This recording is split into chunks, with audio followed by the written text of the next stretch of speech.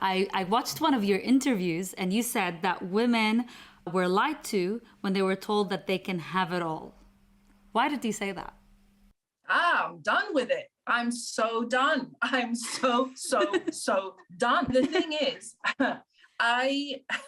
this is new, okay?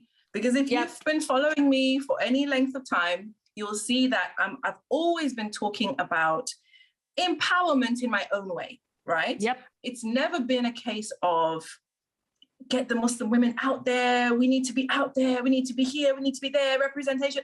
I'm not really about that life. Yeah. But I am about empowering Muslim women with a sense of self-worth and self-confidence, and not allowing other people's BS to get in here to tell you stuff that is not from the deen and not from Islam and nothing to do with what Allah subhanahu wa ta'ala wants from you. So I've always been about that. I was invited to a marriage seminar.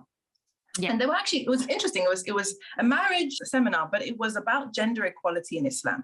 And I was on the panel, there was another imam, and then there was two other influencers, and they were millennials. And we're having a conversation about gender, I guess. So it made sense, you know, that kind of the conversation went that way. But these young women are not married. They would like to get married.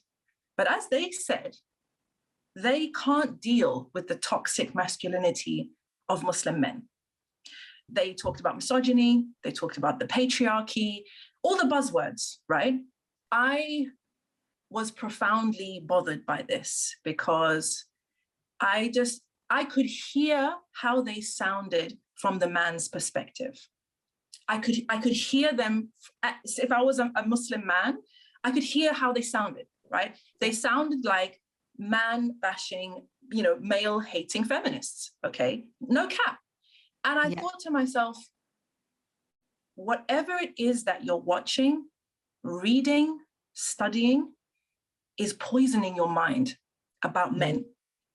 And this is going to be difficult for you if you actually want to find a life partner and form a family and actually kind of have a Muslim life, if that makes sense. Just a normative Islamic life, right? How will you accept that your father is your wakil? How will you accept that? Isn't that the patriarchy? Yes. How will you accept that you need to have a wali to get married? Isn't that the patriarchal control again? How will you accept that you must obey? Oh my God, obey. Oh, obey my husband. Oh, she said the whole word. How will you accept that? Isn't that toxic masculinity? Isn't that misogyny? Isn't that all of that stuff that those people are talking about? So at that stage, at that point, I said, you know what? We need to be careful, because what we're doing is we're allowing ourselves to be drawn along a path that is already turning out badly for these people.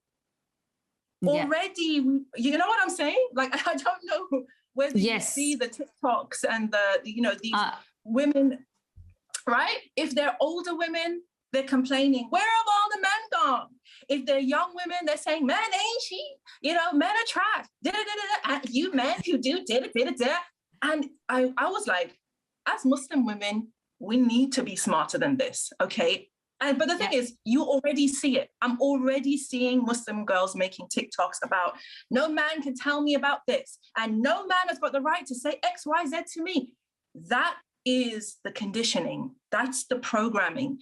That's what's happening right now, okay? And so in answer to your question about having it all, yes, we were lied to. Women were lied to in the 60s, okay? And we are still being lied to today.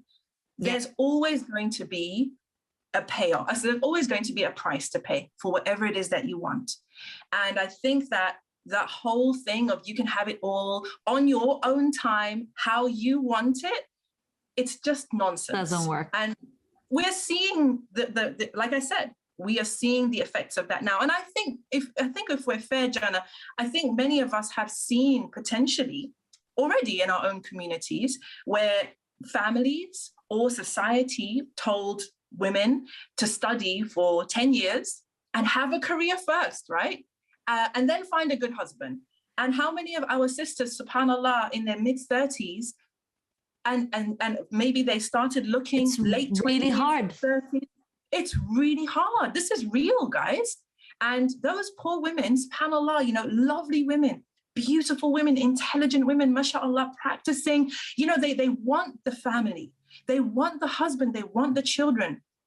But the choices they made now mean that may not happen for them because of those choices. And again, I believe it's because people thought that we had all the time in the world, that we can get to do everything on our time. And when we are ready, the right man will come and he'll be there. And I think a lot of women are finding that that's just not the case. And on the one hand, you can get angry about that and say, but why will these men not marry an older sister? It's not fair. Why do they discriminate against older sisters, etc. Right? Why do they discriminate against, I'm a good person, I'm a good woman, and I get it. And I'm not defending that. But what I am saying is that women realize the reality of the situation. You're not in charge here. You can't shame men into wanting to marry older women when naturally, biologically, and maybe just preference-wise, they would prefer someone younger to start a family with. Is it our place to shame them for the results of our choices? Even though we didn't know we were making that choice at the time. And I know. Many sisters will not like that I'm saying this. Yeah. Already sisters are not happy that I'm saying this, okay? I get it. But I don't want to sell fairy tales to people. I don't think it's honest. If we realize that something's happening in our community as a result of ideas that we have gained from somewhere, we need to call it out. Because I remember I said, in one of my interviews, I said, this is not a fairy tale. And people had an issue with that. But I'm sorry, if you've been any amount of time in this life, choices have consequences. I've made choices and I've paid for those. Just like you're going to make choices and you're going to pay the price for those choices. It isn't a fairy tale. There are real world issues here that we have to start facing up to and get real about if we are going to get the outcome that we want. Some of us may never get that outcome because of the choices that we made. And sometimes we have to accept that, So yes, it's great to lift and uplift people. It's important for our own well-being. But when it comes to anything to do with others, I don't think that it's honest to feed into people's fantasies.